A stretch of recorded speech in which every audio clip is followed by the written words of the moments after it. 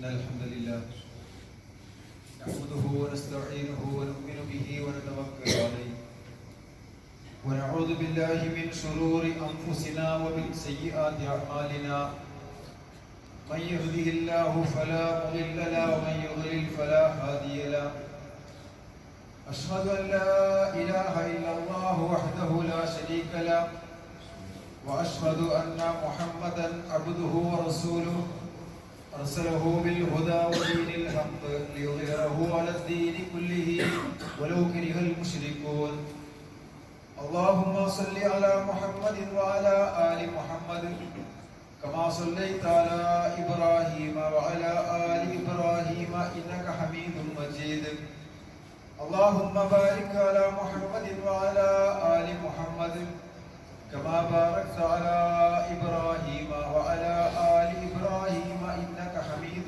مجيد أما بعد فإن خير الكلام كلام الله وخير السنن سنن محمد صلى الله عليه وسلم وشر الأمور محدثاتها وكل محدثة بدعة وكل بدعة ضلالة يا أيها الذين آمنوا اتقوا الله حق تقاته ولا تموتن إلا وأنتم مسلمون أعوذ بالله من الشيطان الرجيم واتقوا يوما ترجعون فيه إلى الله ثم توفى كل نفس ما كسبت وهم لا يظلمون ബഹുമാന്യരായ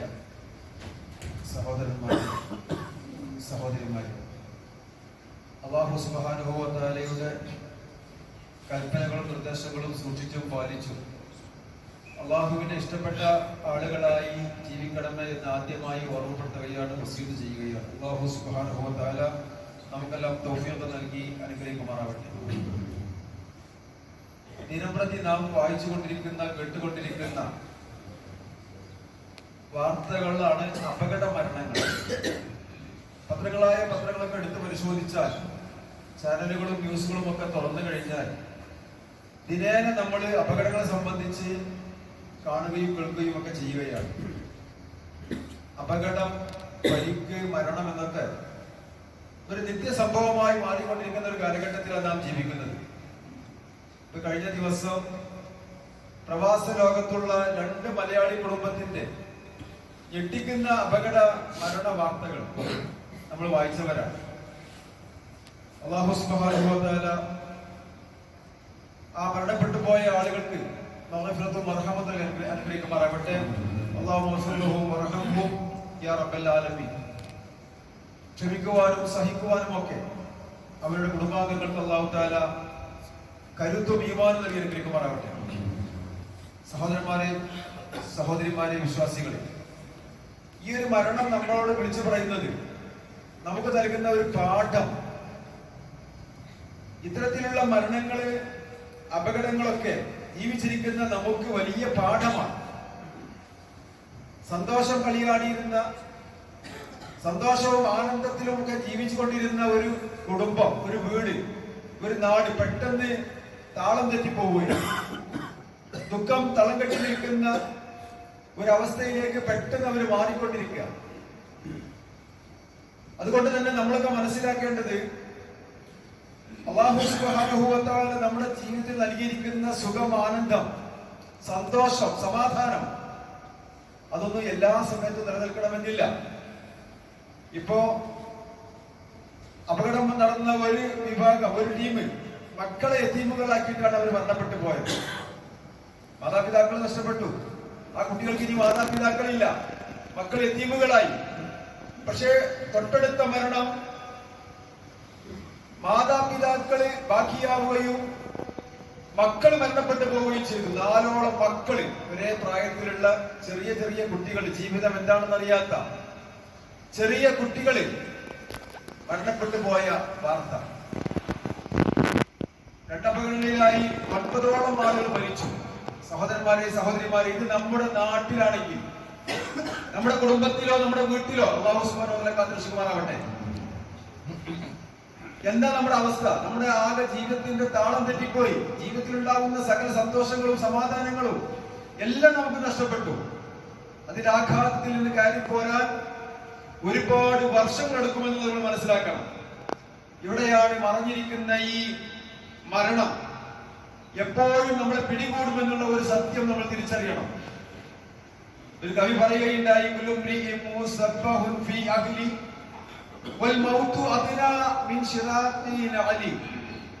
നമ്മൾ ഓരോ ദിവസവും നമ്മുടെ വീട്ടില് കുടുംബത്തോടൊപ്പം സന്തോഷത്തോടെ, സമാധാനത്തോടെ, ആനന്ദത്തോടെ, ആഹ്ലാദത്തോടെ ജീവിച്ചുകൊണ്ടിരിക്കുകയാണ്.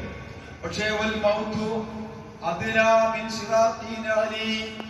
മരണമാകട്ടെ നമ്മുടെ ചെരുപ്പിന്റെ ബാറിനേക്കാൾ നമ്മളുമായി അടുത്തിരിക്കുന്നു എന്ന സത്യം നമ്മൾ തിരിച്ചറിയുന്നില്ല. ആ ഒളിഞ്ഞു നിൽക്കുന്ന മരണം അത് എപ്പോഴും നമ്മുടെ മുമ്പിലേക്ക് വരാം, നമ്മളെ പിടികൂടാം എന്നുള്ള ഒരു സത്യം നമ്മൾ തിരിച്ചറിയണം. അതുകൊണ്ട് തന്നെ ഏത് സമയത്തും മരിക്കാനുള്ള ഒരു ആഖിറത്തിന് വേണ്ടി പണിയെടുക്കുമ്പോൾ, പരലോക സ്വർഗത്തിന് വേണ്ടി പണിയെടുക്കുമ്പോൾ, കഴിഞ്ഞ ഒരുപാട് വർഷങ്ങൾ ഞാൻ ജീവിച്ചു, ഇനിയും ഒരുപാട് വർഷം എനിക്ക് ജീവിക്കേണ്ടതുണ്ട്. അതുകൊണ്ട് അമൽസാലിയാത്തുകൾ ധാരാളം ചെയ്യണം, ചെയ്തിരിക്കുന്ന തെറ്റുകളിൽ നിന്നൊക്കെ മാറി നിൽക്കണം, ഒരു നല്ല ജീവിതം എനിക്ക് നയിക്കണം. എപ്പോഴാ മരണം സംഭവിക്കുക നമുക്ക് അറിഞ്ഞുകൂടാ. ഇത്തരത്തിലുള്ള ചിന്തകളായിരിക്കണം ഓരോ വിശ്വാസിക്കും ഉണ്ടായിരിക്കേണ്ടത്. സഹോദരന്മാരെ, സഹോദരിമാരെ, ജീവൻ എന്ന് പറയുന്നത് അള്ളാഹു നമുക്ക് നൽകിയിരിക്കുന്ന ഒരു അമാനത്താണ്. നമ്മളിൽ അള്ളാഹു തആല ഇട്ടു തന്നിരിക്കുന്ന ഒരു അമാനത്താണ്. അതിനെ ഒരിക്കലും നശിപ്പിക്കുവാൻ നമുക്ക് ആർക്കും അവകാശമില്ല. അതുകൊണ്ടാണ് ആത്മഹത്യ എന്ന് പറയുന്നത്, ജീവിതം നശിപ്പിക്കുക എന്ന് പറയുന്നത് വലിയ തെറ്റാണ്, കുറ്റമാണ്, പാതകമാണ്. മാത്രമല്ല എന്നെന്നും പരലോകത്ത് നരകത്തില് അതേ അവസ്ഥയില് ആത്മഹത്യ ചെയ്ത ആളുകൾ ഉണ്ടായിരിക്കും എന്നൊക്കെ പറയാനുള്ള കാരണം ആ ജീവൻ അള്ളാഹു നൽകിയിരിക്കുന്ന അമാനത്താണ്. അത് അള്ളാഹു ഉദ്ദേശിക്കുന്ന സമയത്ത് അവൻ എടുത്തുകൊണ്ടു പോകും. നമുക്കറിയില്ല എപ്പോഴാണ്. എവിടെ വെച്ചാണ് മരിക്കുക, എന്താണ് മരിക്കുക, എങ്ങനെയാണ് മരിക്കുക, നമുക്ക് ആർക്കും അറിഞ്ഞുകൂടാ. പക്ഷേ നമുക്ക് ചെയ്യാൻ പറ്റിയ ഒരു കാര്യമുണ്ട്, ആ മരണത്തിന് വേണ്ടി തയ്യാറായി നിൽക്കുക. എപ്പോ മലക്കുൽ മൗത്ത് വന്നാലും ആ സന്തോഷത്തോടെ മരണത്തെ സ്വീകരിക്കുവാൻ നമ്മൾ തയ്യാറായി നിൽക്കുക എന്നത് വളരെ ഓരോ മനുഷ്യരും, വിശ്വാസികളായ ഓരോ ആളുകളും തീരുമാനമെടുക്കേണ്ട ഒരു വിഷയമാണെന്നുള്ളത് ഈ മരണം നമ്മൾ സൂചിപ്പിക്കുകയാണ്. ഒന്നും പറയാൻ സാധിക്കാത്തൊരവസ്ഥ നമുക്ക് വരും. എത്രയോ മരണങ്ങൾ നമ്മൾ കാണാറുണ്ട്. ആരോഗ്യമുള്ള ആളുകൾ പെട്ടെന്ന് കുഴഞ്ഞു വീണ് മരിക്കും. എത്രയോ ആളുകൾ പെട്ടെന്ന് അവർ ആ ആരോഗ്യാവസ്ഥ നഷ്ടപ്പെട്ട് നിത്യരോഗികളായി മാറും. ഇന്ന് എത്രയോ ആളുകൾ ഹോസ്പിറ്റലുകളിൽ കഴിഞ്ഞുകൂടുക, ചികിത്സയിലാണ്. അവർക്ക് പ്രശ്നങ്ങളും പരാതികളും വിഷമങ്ങളും ഉണ്ട്. പക്ഷേ അല്ലാഹു സുബ്ഹാനഹു വ തആല അവർക്കൊന്നും നൽകാത്ത രീതിയിലുള്ള ആരോഗ്യവും സന്തോഷവും സമാധാനവും ഒക്കെ നമ്മുടെ ജീവിതത്തിൽ അല്ലാഹു തആല നൽകുമ്പോൾ ആ അല്ലാഹുവിനെ ഓർക്കുക, അല്ലാഹുവിനെ സ്മരിക്കുക, ആ അല്ലാഹുവിനെ നന്ദി കാണിച്ചുകൊണ്ട് ജീവിക്കുക, അല്ലാഹുവിനെ സ്വർഗ്ഗകരസ്ഥമാക്കാൻ വേണ്ടി കിട്ടുന്ന അവസരങ്ങൾ ഉപയോഗപ്പെടുത്തുക എന്നുള്ളത് നമ്മുടെ ഓരോരുത്തരുടെയും ബാധ്യതയാണ് നമ്മൾ മനസ്സിലാക്കണം. നോക്കൂ നിങ്ങൾ, അതുകൊണ്ട് തന്നെ ഈ അപകട മരണം എന്തുകൊണ്ടുണ്ടാകുന്നു എന്നുള്ളത് വളരെ വ്യക്തമായി കൃത്യമായി നമ്മൾ മനസ്സിലാക്കുക. അതിന് പ്രധാനമായ കാരണം നമ്മുടെ അശ്രദ്ധയാണ്. അശ്രദ്ധ, മനുഷ്യന്റെ അശ്രദ്ധ കാരണത്താൽ ഒരുപാട് അപകടങ്ങൾ ഉണ്ടാകുന്നു. അത് ഒഴിവാക്കാൻ നമുക്ക് ഓരോരുത്തർക്കും സാധിക്കും. നമ്മൾ ചിന്തിക്കേണ്ട ഒരു കാര്യം, നാം കാരണം ഒരാൾക്ക് പരിക്ക് പറ്റിയാൽ, അതല്ലെങ്കിൽ ഒരാൾക്ക് മരണം സംഭവിച്ചാൽ, നോക്കൂ നിങ്ങൾ, നമ്മൾ കാരണത്താൽ ഒരാൾ മരിച്ചുപോയാൽ എന്താ കുടുംബം അനാഥയായി, അതിന്റെ ഉത്തരവാദിത്തം ആർക്കാം? നമുക്കാണ്. ഒരു സ്ത്രീ വിധവയായി, ഒരു ഭർത്താവ് അനാഥയായി, എത്രയോ മക്കൾ യതീമുകളായി, അല്ലെ? മരിക്കുന്നത് ഒരാളാണെങ്കിലും ആ കുടുംബം, അയാൾ ആശ്രയിച്ച് ജീവിക്കുന്ന അയാളുടെ പ്രായം ചെന്ന മാതാപിതാക്കള്, അയാളുടെ ഭാര്യ, ഭർത്താവ്, അതുപോലെ അയാളുടെ മക്കള്, അയാളുടെ അയൽവാസികള്, അയാളുടെ കുടുംബക്കാര്, സുഹൃത്തുക്കള്, അവർക്കൊക്കെ വേണ്ടപ്പെട്ട ആളുകളായിരിക്കാം ആ മരണപ്പെട്ടു പോയത്. ആ മരണത്തോടുകൂടി ആ വലിയ ഭീകരമായ ഒരു നഷ്ടമാണ് ആ കുടുംബത്തിലും നാട്ടിലും ഉണ്ടാകുന്നത് എന്നുള്ളത് നമ്മൾ മനസ്സിലാക്കണം. അതുകൊണ്ട് തന്നെ പ്രധാനമായും രണ്ട് കാരണങ്ങളാണ് ഇത്തരം അപകടങ്ങൾ സംഭവിക്കാനുള്ളത്. ഒന്ന് അള്ളാഹുവിന്റെ ഖളാ ആണ്, അള്ളാഹുവിന്റെ വിധിയാണ്. രണ്ടാമത്തത് നമ്മുടെ സൂക്ഷ്മത കുറവ്, നമ്മുടെ അശ്രദ്ധ. ഈ രണ്ട് കാരണത്താലാണ് മരണം സംഭവിക്കുന്നത്. വിശുദ്ധ ഖുർആൻ പറഞ്ഞു, മാ അസാബ മിൻ മുസീബത്തിൻ ഫിൽ അർളി വലാ ഫീ അൻഫുസിക്കും, നിങ്ങൾക്കോ എന്തെങ്കിലും ഒരു പ്രയാസങ്ങളോ ബുദ്ധിമുട്ടുകളോ നിങ്ങളുടെ ശരീരത്തിൽ നിങ്ങൾക്ക് അല്ലാഹു തആല നൽകുന്നില്ല. ഇല്ലാ ഫീ കിതാബിൻ മിൻ ഖബ്ലി അൻ നബ്റഅഹ, അത് വ്യക്തമായി കൃത്യമായി അല്ലാഹു സുബ്ഹാനഹു വ തആല രേഖപ്പെടുത്തിയിട്ടല്ലാതെ ഒന്നും സംഭവിക്കുന്നില്ല. അപ്പൊ നമ്മുടെ ജീവിതത്തിൽ എന്ത് സംഭവിക്കും, എന്ത് സംഭവിക്കൂല, എവിടെ മരിക്കും, എവിടെ മരിക്കൂല, എന്ത് മരിക്കും എന്നുള്ള കാര്യങ്ങളൊക്കെയും അല്ലാഹു വളരെ വ്യക്തമായി കൃത്യമായി രേഖപ്പെടുത്തിയിട്ടുണ്ട്. അതിനാണ് അല്ലാഹുവിന്റെ ഖലാഇ, ആ ഖലാഇ ഖൈറായി കിട്ടാൻ വേണ്ടി നമ്മൾ പ്രാർത്ഥിക്കണം. നമുക്ക് നിങ്ങൾ അത് അല്ലാഹുവിനെ രേഖപ്പെടുത്തുക എന്നത് ഒരു പ്രയാസമുള്ള കാര്യമല്ല. ഇന്ന ദാലിക അലല്ലാഹി യസീർ, അല്ലാഹുവിന് അറിയാം എന്താ സംഭവിക്കുക എന്നുള്ളത്. ഭാവിയോ ഭൂതമോ വർത്തമാനമോ അല്ലാഹുവിനില്ല. അതുകൊണ്ട് നമ്മുടെ ജീവിതത്തിൽ നടക്കാൻ പോകുന്ന മുഴുവൻ കാര്യങ്ങളും അറിയുന്നവരാണ് അല്ലാഹ്. അല്ലാഹു തആല രേഖപ്പെടുത്തിയിട്ടുണ്ട്. ആ ഖലാഇ ഖൈറാകാൻ വേണ്ടി നമ്മൾ അല്ലാഹുവിനോട് പ്രാർത്ഥിച്ചുകൊണ്ടിരിക്കണം. ഖൈറു ശർറും എല്ലാം അല്ലാഹുവിൽ നിന്നാണ്. ഇന്നല്ലാഹി തആല നമ്മുടെ വിശ്വാസ കാര്യങ്ങളിൽപ്പെട്ട കാര്യമാണ്. അതുകൊണ്ട് തന്നെ ആ ഖലാഇ ഖൈറാകാൻ വേണ്ടി അല്ലാഹുവിനോട് നമ്മൾ എപ്പോഴും പ്രാർത്ഥിച്ചുകൊണ്ടിരിക്കണം. എല്ലാവിധ ശർറിൽ നിന്നും അല്ലാഹുവിനോട് നാം രക്ഷ ചോദിക്കണം. അതുപോലെ തന്നെ നാം ചെയ്യേണ്ട കാര്യങ്ങൾ കൃത്യമായി നാം ചെയ്യണം. എന്നിട്ട് വേണം അല്ലാഹുവിൽ തവക്കുലാക്കാൻ. ഒരു സഹാബി അദ്ദേഹത്തിന്റെ ഒട്ടകത്തെ കെട്ടിയിടാൻ തവക്കുലാക്കിയപ്പോ റസൂൽ സ്വല്ലല്ലാഹു അലൈഹി വസല്ലം പറഞ്ഞു, നിന്റെ ഒട്ടകത്തെ കെട്ടിയിടണം, ശേഷമാണ് തവക്കുലാക്കേണ്ടത്. അഥവാ നമ്മൾ ചെയ്യേണ്ട കാര്യങ്ങൾ കൃത്യമായി നാം ചെയ്യുക, എന്നിട്ട് അല്ലാഹുവിൽ പരമേൽപ്പിക്കുക, പ്രാർത്ഥിക്കുക. ഇതാണ് വിശ്വാസികൾ ചെയ്യേണ്ടത്. ഏത് കാര്യമാകട്ടെ നാം ചെയ്യേണ്ട കാര്യങ്ങൾ നാം കൃത്യമായി ചെയ്യണം, എന്നിട്ട് അല്ലാഹുവിൽ പരമേൽപ്പിക്കണം. നോക്കൂ, നിങ്ങൾ ഒരു വാഹനം ശ്രദ്ധയോടെ ഓട്ടുക എന്നത് ഓരോ ഡ്രൈവറുടെയും ബാധ്യതയാണ്, ഉത്തരവാദിത്തമാണ്, അതൊരു അമാനത്താണ്. നിയമങ്ങൾ പാലിക്കണം. അതുപോലെ തന്നെ അല്ലാഹുവിനോട് പ്രാർത്ഥിച്ച് തവക്കുലാക്കിയിട്ട് വേണം നമ്മൾ ഇറങ്ങാൻ. അപ്പൊ നമ്മൾ വീട്ടിൽ നിന്ന് ഇറങ്ങുമ്പോൾ നാം ചൊല്ലുന്ന ദിക്റുണ്ട്, നമ്മളെല്ലാവരും ചൊല്ലുന്ന ദിക്റുകളാ. ബിസ്മില്ലാഹ് തവക്കൽതു അലല്ലാഹ് വലാ ഹൗല വലാ ഖുവത ഇല്ലാ ബില്ലാഹ്. അല്ലാഹുവേ, നിന്റെ നാമത്തിൽ എല്ലാ കാര്യങ്ങളും നിന്നിൽ പരമേൽപ്പിച്ചുകൊണ്ടാണ് ഞാൻ പുറത്തേക്ക് ഇറങ്ങുന്നത്. നിങ്ങൾ എന്തൊരു സമാധാനമാണ്. നമ്മളെ ശ്രദ്ധിച്ച് പരിപാലിച്ച് നിയന്ത്രിക്കുന്ന ആ റബ്ബിൽ തവക്കുലാക്കിക്കൊണ്ട് പരമേൽപ്പിച്ചുകൊണ്ട് ആ അല്ലാഹുവിന്റെ നാമത്തിൽ നമ്മൾ പുറത്തേക്ക് ഇറങ്ങുക. എന്നിട്ട് നാം പറയുന്നത് വലാ ഹൗല വലാ ഖുവത ഇല്ലാ ബില്ലാഹ്, അല്ലാഹുവേ, നിന്നെ കൊണ്ടല്ലാതെ യാതൊരു ശക്തിയും കഴിവുമില്ല, അതുകൊണ്ട് എല്ലാ കാര്യങ്ങളും നീയാണ് നിയന്ത്രിക്കുന്നത്, ഞാൻ നിന്നിൽ പരമേൽപ്പിക്കുകയാണ് എന്ന് പറഞ്ഞുകൊണ്ടാണ് നമ്മൾ പുറത്തേക്ക് ഇറങ്ങുന്നത്. അപ്പൊ നമുക്ക് ബാധ്യതകളുണ്ട്. റോഡിലൂടെ ഡ്രൈവ് ചെയ്യുന്ന ഒരു ഡ്രൈവറ്, അയാള് ആ റോഡിലൂടെ നടന്നു പോകുന്ന ആളുകൾ അയാളുടെ അമാനത്താണ്. അതേപോലെ തന്നെ റോഡിലൂടെ മറ്റുള്ള വാഹനങ്ങള്, ആ അപകടം കൂടാതെ റോഡിലൂടെ വാഹനം ഓട്ടുക എന്ന വലിയ ഉത്തരവാദിത്തമാണ് ഒരു ഡ്രൈവർക്കുള്ളത്. പക്ഷെ അയാൾ അശ്രദ്ധയോടുകൂടി വാഹനം ഓട്ടുകയാണെങ്കിലോ അയാളുടെ അമാനത്തിൽ അയാൾ വഞ്ചന നടത്തി എന്നാണ് നമ്മൾ മനസ്സിലാക്കേണ്ടത്. അപ്പോ റോഡിലൂടെ വാഹനം ഓടുന്ന അപകടം നടക്കാൻ പ്രധാനമായ കാരണം ഡ്രൈവർമാരുടെ അശ്രദ്ധയാണ് എന്നുള്ളത് നമ്മൾ വ്യക്തമായി കൃത്യമായി നമ്മൾ അറിഞ്ഞിരിക്കണം. രണ്ടാമത്തേത് നമ്മുടെ സ്പീഡാണ്, അമിതമായ വേഗത. നമുക്ക് ആർക്കും സമയമില്ല, എല്ലാവരും നെട്ടോട്ടം ഓടുക. ആ അമിതമായ സ്പീഡ്, വേഗത അതൊരിക്കലും ഒരു ഡ്രൈവർക്ക് ഉണ്ടാവാൻ പാടില്ല. ധൃതി, വേഗത, സ്പീഡ് എന്നൊക്കെ പറയുന്നത് പിശാചിന്റെ ഭാഗത്തിൽ നിന്നുള്ളതാണ്. അത് വാഹനം ഓടിക്കുമ്പോൾ മാത്രമല്ല, ഏത് കാര്യങ്ങളിലും നമ്മൾ സംസാരിക്കുകയാണെങ്കിലും ഭക്ഷണം കഴിക്കുകയാണെങ്കിലും നടക്കുകയാണെങ്കിലും ഏത് വിഷയത്തിലും ഒരു അവധാനത, ഒരു സാവകാശം, ഒരു മിതത്വം അത് ആവശ്യമാണ്. ധൃതി കാണിക്കുക, വെപ്രാളം കാണിക്കുക എന്നുള്ളത് അത് പിശാചിന്റെ ഭാഗത്തിൽ നിന്നുള്ളതാണ്. എന്തെങ്കിലും തീരുമാനമെടുക്കണമെങ്കിൽ പെട്ടെന്ന് തീരുമാനം എടുക്കരുത്. കാര്യങ്ങളൊക്കെ ചിന്തിച്ച് ആലോചിച്ച് മനസ്സിലാക്കി നമ്മൾ തീരുമാനമെടുക്കണം. അതാ വിശ്വാസികൾ ചെയ്യേണ്ടത്.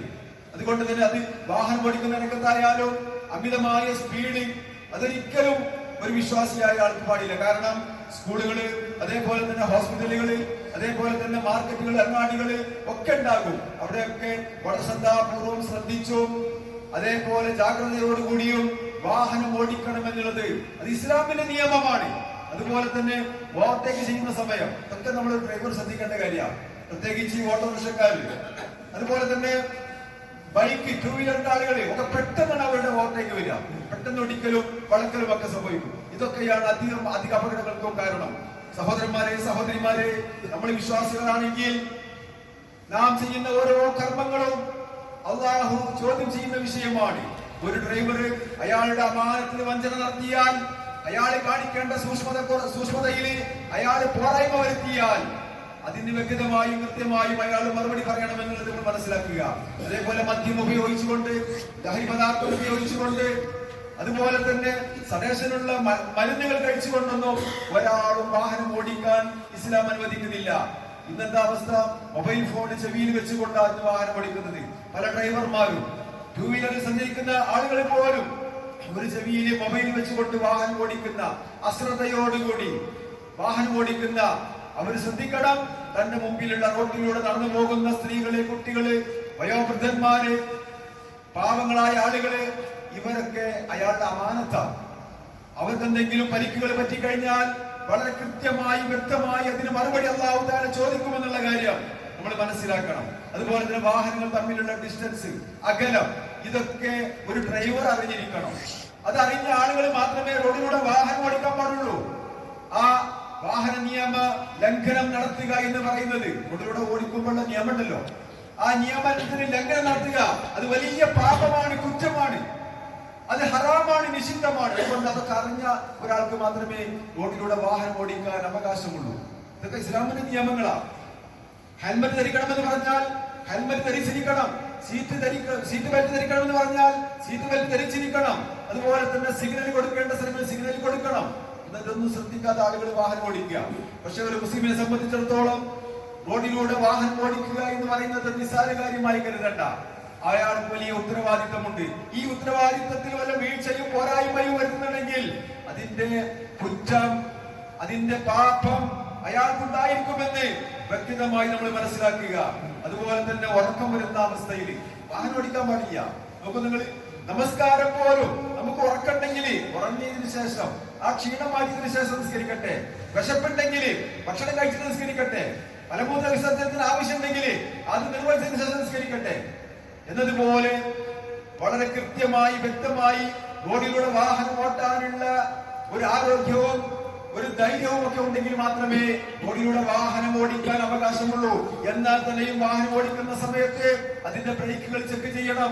അതുപോലെ തന്നെ ലൈറ്റും ഹോണും അതിന്റെ ടയറുകളും എല്ലാം നമ്മൾ നോക്കണം. ഇതൊക്കെ ഒരു ഡ്രൈവർ നോക്കി ഉറപ്പെടുത്തിയതിനു ശേഷം റോഡിലൂടെ ഇറങ്ങാൻ പാടുള്ളൂ. ഇന്നത്തെ അവസ്ഥ, ഇന്ന് ഒരു ലക്കും ലഗാനുമില്ലാതെ ചെറുപ്പക്കാരായ ആളുകൾ അമിതമായ സ്പീഡില് ലഹരി പദാർത്ഥങ്ങൾ ഉപയോഗിച്ചുകൊണ്ട്, മൊബൈൽ ഫോൺ ചെവിയിൽ വെച്ചുകൊണ്ട് വളരെ ലാഘവത്തോടുകൂടി ഈ ഡ്രൈവിംഗ് കൈകാര്യം ചെയ്യുന്നു എന്ന് പറയുമ്പോൾ അയാൾ മുഖേന എന്തെങ്കിലും ഒരു അപകടം സംഭവിച്ചാൽ, സഹോദരന്മാരെ, സഹോദരിമാരെ, വലിയ നഷ്ടമാണ് ദുനിയാവിലും ആഖിറത്തിലും സംഭവിക്കാൻ പോകുന്നത്. ഞാൻ സൂചിപ്പിച്ചല്ലോ, ദുനിയാവില് അയാൾ ഒരു സ്ത്രീയെ വിധവയാക്കി, ഒരുപാട് കുട്ടികളെ യതീമുകളാക്കി, ഒരുപാട് കുടുംബത്തെ അനാഥയാക്കി.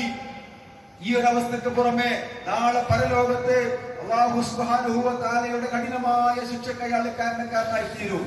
അയാള് നഷ്ടപരിഹാരം നൽകണം. ഇതിന് അറബിയിൽ ദിയ എന്നാ പറയുക. ദിയ കൊടുക്കണം. മാത്രമല്ല അല്ലാഹുവിനോട് തൗബ ചെയ്യണം. ആ കുടുംബത്തോട് മാപ്പ് പറയണം. എന്നിട്ടോ അവർക്ക് വേണ്ടി ധാരാളമായി ദുആ ചെയ്യുകയും സദഖകൾ ചെയ്യുകയും ചെയ്യണം. വിശുദ്ധ ഖുർആൻ പറഞ്ഞു, വമാ കാന ലിമുഅ്മിനിൻ അൻ യഖ്തുല മുഅ്മിനൻ ഇല്ലാ ഖതഅ. ഒരു അബദ്ധത്തിൽ ഒരു വിശ്വാസിയെ വധിക്കേണ്ടി വന്നാൽ, ഒരു വിശ്വാസി മരണപ്പെടേണ്ടി വന്നാൽ അതൊരിക്കലും പാടില്ല. ഒരിക്കലും ഒരു വിശ്വാസി ഒരിക്കലും ഒരാളെ വധിക്കാൻ പാടില്ല. വമൻ ഖതല മുഅ്മിനൻ ഖതഅ. ഇനി അബദ്ധത്തിൽ അങ്ങനെ സംഭവിച്ചു പോയി എന്ന് വെച്ചാൽ ഫതഹ്രീറു റഖബത്തിൻ, ഒരു അടിമയെ മോചിപ്പിക്കണം. അപ്പൊ നമ്മൾ ഡ്രൈവ് ചെയ്യുന്ന അവസ്ഥയിൽ അല്ലെങ്കിൽ നമ്മൾ കാരണത്താൽ ഒരു വിശ്വാസി മരണപ്പെട്ടു പോവുകയാണെങ്കിൽ എന്ത് വേണം? ഫതഹ്രീറു റഖബത്തിൻ, ഒരു അടിമയെ മോചിപ്പിക്കണം. മുഅ്മിനത്തിൻ, അത് വിശ്വാസിയായ അടിമയായിരിക്കണം. വദിയത്തുൻ മുസല്ലമത്തുൻ ഇലാ അഹ്ലിഹി, അയാളുടെ കുടുംബത്തിന് എന്ത് ചെയ്യണം? നഷ്ടപരിഹാരം കൊടുക്കണം. പിന്നെ ഇല്ലാ യസദ്ദഖു, ഇനി ആ കുടുംബം ഞങ്ങൾക്ക് വേണ്ട എന്ന് പറഞ്ഞാൽ അത് ഒഴിവാക്കാം. അതല്ല, അവർ ആവശ്യപ്പെട്ടാൽ, അത് ആവശ്യപ്പെട്ടിട്ടില്ലെങ്കിലും അവർക്ക് നഷ്ടപരിഹാരം കൊടുക്കണം. അത് വിശുദ്ധ ഖുർആൻ താല്പര്യമാണ്. ഫമൻ ലം യജിദ്, ഇനി അതിനൊന്നും ആർക്കും സാധിച്ചിട്ടില്ലെങ്കിൽ ഫസിയാമു ശഹ്റൈനി മുതതാബിഐനി, തുടർച്ചയായ 2 മാസം അയാൾ നോമ്പെടുക്കണം. തൗബത്തൻ മിനല്ലാഹ്, എന്നിട്ട് അല്ലാഹുവിനോട് തൗബ ചെയ്യണം. നോക്കൂ നിങ്ങൾ, അപ്പൊ നിസ്സാര കാര്യമില്ല, വളരെ ഗൗരവപ്പെട്ട വിഷയമാണ്. നമ്മൾ കാരണത്താൽ ഒരാളും മരിക്കാൻ പാടില്ല. ഇനി അഥവാ മരണപ്പെട്ടു പോയാൽ തന്നെയും ഈ തരത്തിലുള്ള ഫിദിയകള് ദിയകൾ നമ്മൾ കൊടുക്കണമെന്നുള്ളത് വിശുദ്ധ ഖുർആൻ പറയുന്നുണ്ട്. മൻ ഖതല നഫ്സൻ ബിഗൈരി നഫ്സിൻ ഔ ഫസാദിൻ ഫിൽ അർദ്. ഇനി ഈ എന്തെങ്കിലും ഒരു കാരണത്താൽ ഒരാളെ കൊല്ലുകയാണെങ്കിൽ ഫകഅന്നമാ ഖതലൻ നാസ ജമീഅ, ലോകത്തുള്ള മുഴുവൻ മനുഷ്യരെയും കൊന്നവനെ പോലെയാണ്. കാരണമായി ഒരാളെ കൊന്നാൽ ലോകത്തുള്ള മുഴുവൻ മനുഷ്യരെയും കൊന്നവനെ പോലെയാണെന്നും വമൻ അഹ്യാഹാ ഫകഅന്നമാ അഹ്യൻ നാസ ജമീഅ, ആർക്കെങ്കിലും ഒരു ജീവിതം കൊടുക്കാൻ, അയാളെ പരിചരിക്കുവാനും ശുശ്രൂഷിക്കുവാനും ജീവിതത്തിലേക്ക് മടക്കിക്കൊണ്ടുവരുവാനും ഒരാൾക്ക് സാധിച്ചാൽ ഫകഅന്നമാ അഹ്യൻ നാസ ജമീഅ, ലോകത്തുള്ള മുഴുവൻ മനുഷ്യരെയും ജീവിപ്പിച്ചവനെ പോലെയാണെന്ന് പറയുമ്പോൾ അതിന്റെയൊക്കെ ഗൗരവവും മഹത്വവും നമ്മൾ മനസ്സിലാക്കണം സഹോദരന്മാരെ. അതുകൊണ്ട് തന്നെ നിത്യേന റോഡിലൂടെ വാഹനം ഓടിക്കുന്ന ആളുകളാണ് നമ്മള്, റോഡിലൂടെ നടന്നു പോകുന്ന ആളുകളാണ് നമ്മള്. നമുക്ക് ബാധ്യതകളുണ്ട്, ഉത്തരവാദിത്തങ്ങളുണ്ട്, അമാനത്തുകളുണ്ട്. ഇതൊക്കെ അറിഞ്ഞും അത് മനസ്സിലാക്കിയും നമ്മൾ ജീവിക്കണമെന്നുള്ളത് വളരെ വ്യക്തമായി കൃത്യമായി നമ്മൾ മനസ്സിലാക്കുക. സഹോദരന്മാരെ, സഹോദരിമാരെ, ദിവസങ്ങളും മാസങ്ങളും ഓരോന്ന് കഴിഞ്ഞു പോവുകയാണ്. നമ്മൾ പരലോകത്തിലേക്ക് നടന്നുകൊണ്ടിരിക്കുകയാണ്. അള്ളാഹുവിലേക്ക് നടന്നു പോകുന്ന ഒരു വഴിയാത്രക്കാരാണ് നമ്മൾ. കുറെ ആളുകൾ അള്ളാഹുവിലേക്ക് എത്തിക്കഴിഞ്ഞു. ഇൻഷാ അല്ലാഹ് അതിവിദൂരമല്ലാത്തൊരു ഭാവിയിൽ നമ്മളും അള്ളാഹുവിലേക്ക് പോകേണ്ട ആളുകളാണ്. അതുകൊണ്ട് തന്നെ മരണ വാർത്ത കേട്ടുകഴിഞ്ഞാൽ ഇന്നാ ലില്ലാഹി വ ഇന്നാ ഇലൈഹി റാജിഊൻ, സമാധാനത്തിന്റെ വാക്കാണത്. അള്ളാഹുവേ, ഞങ്ങളും നിന്റെ അടുക്കലേക്ക് വരാനുള്ള ആളുകളാ, ഇതാ അവരെ എത്തിക്കഴിഞ്ഞു, ഇൻഷാ അല്ലാഹ് ഞങ്ങളും അങ്ങോട്ട് വന്നു ചേരാനുള്ള ആളുകളാ എന്നൊരു ബോധം നമുക്ക് ഓരോരുത്തർക്കും ഉണ്ടാകണം. അതുകൊണ്ട് തന്നെ ഈ ഭൂമിയിൽ ജീവിക്കുമ്പോ മഹാനായ ഉമർ ഇബ്നു അബ്ദുൽ അസീസ് റഹിമഹുല്ലാഹ് അദ്ദേഹം ഒരിക്കൽ ചോദിച്ചു, ഈ ലോകത്തെ ഏറ്റവും വലിയ വിഡ്ഢി ആരാണെന്ന് അറിയുമോ എന്ന് സദസ്സിനോട് ചോദിച്ചപ്പോ ആ സദസ്സ് പറഞ്ഞു, പരലോകത്തെ വിറ്റ് ഇഹലോകത്തെ വിലക്ക് വാങ്ങിയ ആളുകളാ.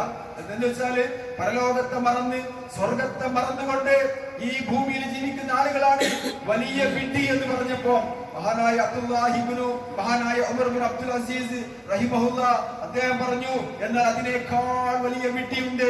അതാരാണെന്ന് അറിയുമോ? മറ്റുള്ളവർക്ക് വേണ്ടി തന്റെ പരലോകത്തെ വിറ്റ ആളുകള്, മറ്റുള്ള ആളുകൾക്ക് വേണ്ടി പരലോകത്തെ നശിപ്പിച്ച, സ്വന്തം പരലോകം സ്വർഗം നശിപ്പിച്ച ആളുകളാണ് ഏറ്റവും വലിയ വിഡ്ഢികൾ എന്ന് പറയുമ്പോ സഹോദരന്മാരെ, സഹോദരിമാരെ, നമ്മുടെ പരലോകം, ആ പരലോകത്തെ സ്വർഗം ഉറപ്പുവരുത്തേണ്ട ബാധ്യത നമുക്ക് ഓരോരുത്തർക്കും ഉണ്ട് എന്ന് നമ്മൾ മനസ്സിലാക്കണം. റസൂൽ സല്ലല്ലാഹു അലൈഹി വസല്ലം ഒരിക്കൽ ചോദിച്ചു, മുഫ്ലിസ് അഥവാ പാപ്പറായ മനുഷ്യൻ ആരാണെന്ന് നിങ്ങൾക്കറിയുമോ? അപ്പൊ സഹാബാക്കൾ പറഞ്ഞു, വല്ലാ ദിർഹമ വലാ ദീനാറ, ദീനാറും ദിർഹമും ഇല്ലാത്ത ആളുകളാണ് പ്രവാചകരെ പാപ്പറായ ആളുകള്. പ്രവാചകൻ പറഞ്ഞു, അല്ല, ഈ ലോകത്ത് വെച്ച് ഒരുപാട് അമലുകൾ ചെയ്തു, നിസ്കരിച്ചു, നോമ്പെടുത്തു, സക്കാത്ത് കൊടുത്തു, ഖുർആൻ പാരായണം ചെയ്തു, സദഖകളും മറ്റൊരുപാട് നല്ല നല്ല കർമ്മങ്ങളും ചെയ്തു. ഈ കർമ്മങ്ങളൊക്കെയുമായി പരലോകത്ത് വന്നു. പക്ഷേ അയാൾ ചെയ്തിരിക്കുന്ന തെറ്റുകളും കുറ്റങ്ങളും കാരണത്താൽ ഈ നന്മകളൊന്നും അയാൾക്ക് ഉപകാരപ്പെട്ടിട്ടില്ല. അയാൾ ഒരുപാട് ആളുകളെ ദ്രോഹിച്ചു, ഏഷണി പറഞ്ഞു, ദൈവത്ത് പറഞ്ഞു, ആളുകളെ മർദ്ദിച്ചു, ഒരുപാട് ആളുകളെ കൊന്നു. അങ്ങനെ ഒരുപാട് തെറ്റുകുറ്റങ്ങൾ ചെയ്ത കാരണത്താൽ ഈ നന്മകളൊക്കെയും എടുത്തുകൊണ്ട് മറ്റുള്ളവർക്ക് കൊടുത്തു. ആ കൊടുക്കേണ്ടി വന്ന മനുഷ്യൻ അവനാണ് മുഫ്ലിസ്, അവനാണ് പാപ്പറായവൻ. തീർന്നിട്ടില്ല, അയാളുടെ നന്മകൾ മുഴുവൻ എടുത്തു കൊടുത്തിട്ടും അയാളുടെ തിന്മകൾ തീരുന്നില്ലെങ്കിൽ മറ്റുള്ള ആളുകളുടെ തിന്മകൾ എടുത്തുകൊണ്ട് ഇയാൾക്ക് നൽകുന്നതാണ്. എന്ന് വെച്ചാൽ കള്ളുകുടിയനായ ഒരു മനുഷ്യന് ആ കള്ളുകുടിച്ച കുറ്റങ്ങള് അയാളിൽ നിന്ന് എടുത്തുകൊണ്ട് ഇയാൾക്ക് നൽകും. അപ്പൊ നല്ല നിസ്കരിച്ച് നോമ്പെടുത്ത് നല്ല രീതിയിൽ നടന്ന മനുഷ്യൻ, കള്ളുകുടിക്കാതെ നടന്ന മനുഷ്യൻ, വ്യഭിചരിക്കാതെ നടന്ന മനുഷ്യൻ നാളെ പരലോകത്തെത്തുമ്പോൾ കള്ളുകുടിയനും വ്യഭിചാരിയുമായി മാറുകയാണ്. കാരണം നന്മകൾ എടുത്തു കൊടുത്തു, നന്മകളെല്ലാം തീർന്നുപോയി. ഇനി മറ്റുള്ളവരുടെ തിന്മകൾ എടുത്തുകൊണ്ട് ഇയാൾക്ക് നൽകുകയാണ്. അപ്പൊ കള്ളുകുടിയന്റെ തിന്മകൾ ഇയാൾക്ക് കൊടുക്കുന്നു, വ്യഭിചരിച്ചവന്റെ തിന്മകൾ ഇയാൾക്ക് കൊടുക്കുന്നു. അങ്ങനെ ഈ ഭൂമിയിൽ വ്യഭിചരിക്കാത്ത, കള്ളുകുടിക്കാത്ത ഒരു മനുഷ്യൻ പരലോകത്തെത്തുമ്പോൾ കള്ളുകുടിയനും വ്യഭിചാരിയുമായി മാറുന്നുണ്ട്. അവനാണ് വലിയ പാപ്പറായ മനുഷ്യൻ, അവനാണ് മുഫ്ലിസ് എന്ന് പറയുമ്പോൾ സഹോദരന്മാരെ, സഹോദരിമാരെ, നമ്മുടെ ജീവിതത്തില് ഓരോ ദിവസവും നമ്മൾ ചെയ്തിരിക്കുന്ന നന്മകളും തിന്മകളും നമ്മൾ നോക്കി കണക്കാക്കണം. എന്നിട്ട് തിന്മകളെ മറികടക്കുന്ന രീതിയിൽ നന്മകൾ പ്രവർത്തിക്കണം. തിന്മകളെ സംബന്ധിച്ച് ഖേദിച്ചു മടങ്ങണം. അള്ളാഹുവിന്റെ ഇസ്തിഗ്ഫാർ ചോദിക്കണം. തൗബകൾ വർദ്ധിപ്പിക്കണം. അങ്ങനെ നന്മകളിലൂടെ മുന്നേറാൻ നമുക്ക് സാധിച്ചു കഴിഞ്ഞാൽ അള്ളാഹുവിന്റെ സ്വർഗം നമുക്കുള്ളതാണെന്ന് നമ്മൾ മനസ്സിലാക്കുക. അള്ളാഹു സുബ്ഹാനഹു വ തആല ഈ ഭൂമിയിൽ ജീവിക്കുമ്പോൾ അവനെ ഓർത്തുകൊണ്ടും സ്മരിച്ചുകൊണ്ടും അവന് ദിക്റുകളും ദുആകളും നടത്തിക്കൊണ്ടും അള്ളാഹുവിന്റെ സ്വർഗം കരസ്ഥമാക്കുന്നവരുടെ കൂട്ടത്തിൽ നമ്മളെല്ലാവരെയും ഉൾപ്പെടുത്തി അനുഗ്രഹിക്കുമാറാവട്ടെ.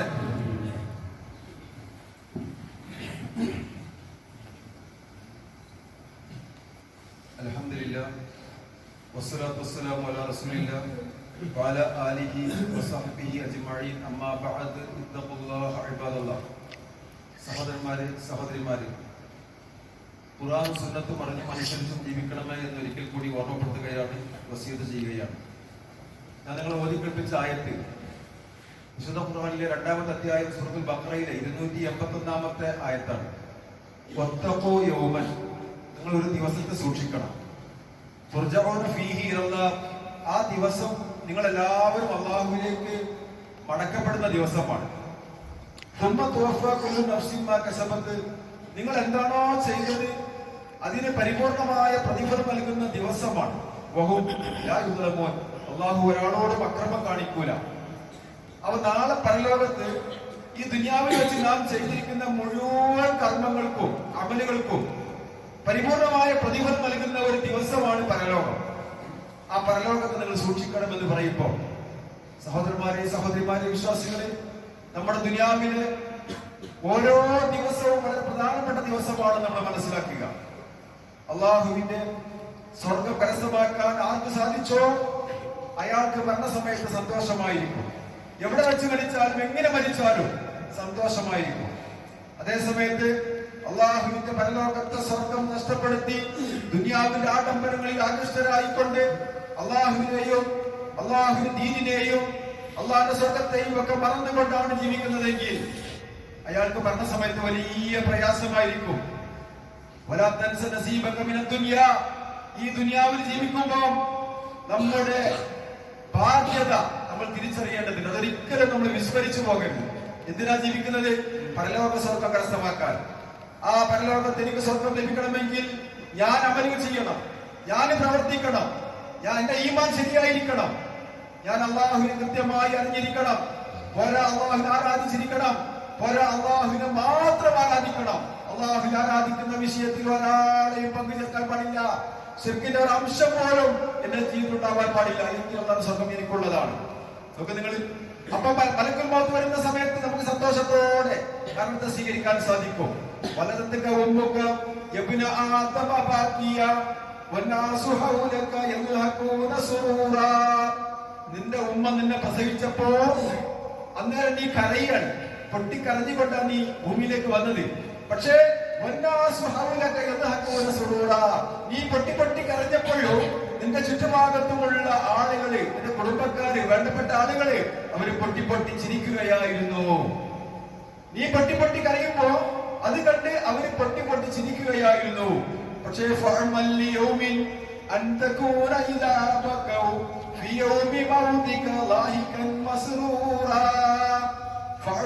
അമൽ ചെയ്തോ ഒരു ദിവസത്തിന് വേണ്ടി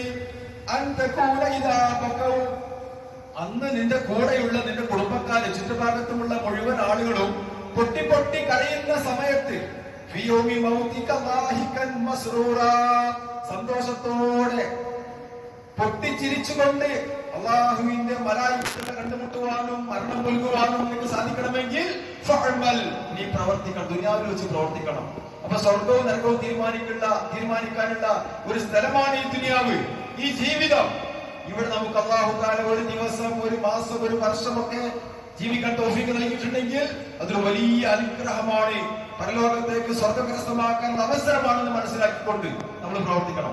എപ്പോ മരിച്ചാലും, എങ്ങനെ മരിച്ചാലും, എവിടുന്ന് മരിച്ചാലും അള്ളാഹുവിന്റെ സ്വർഗത്തിന്റെ അവകാശികളാണോ സന്തോഷവും സമാധാനവും നമുക്കുണ്ടായിത്തീരും.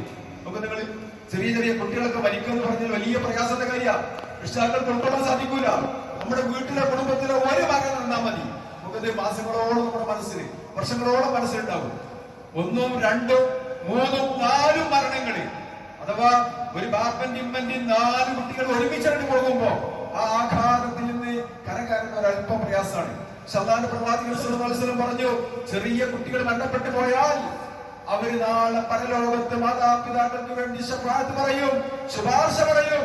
അല്ലാഹുവേ, എന്റെ മാതാപിതാക്കൾ നീ സ്വർഗത്തിൽ പ്രവേശിപ്പിക്കണേ അല്ലാഹ് എന്ന് നമുക്ക് വേണ്ടി ശുപാർശ പറയുമെന്ന സന്തോഷ വാർത്തയാണ് അല്ലാഹുവിന്റെ പ്രവാചകൻ നൽകുന്നത്.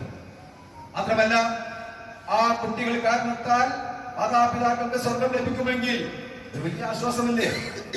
അത് അല്ലാഹുവിന്റെ പ്രവാചകൻ സല്ലല്ലാഹു അലൈഹി വസല്ലം പറഞ്ഞു, മലായികകൾ ചോദിക്കുന്നുണ്ട്, അല്ലാഹ് ചോദിക്കുന്നുണ്ട്, എന്റെ പ്രിയപ്പെട്ട കുട്ടികളെ, എന്റെ പ്രിയപ്പെട്ട ആത്മാവിനെ നീ പിടിച്ചെടുത്തുവല്ലേ? ആ കുട്ടി അയാളുടെ മക്കളെ നീ പിടിച്ചെടുത്തുവല്ലേ, മരിപ്പിച്ചുവല്ലേ? ചോദിക്കുമ്പോ അതെ, മരിപ്പിച്ചു. ആ സമയത്ത് എന്താ മാതാപിതാക്കൾ പറഞ്ഞത്?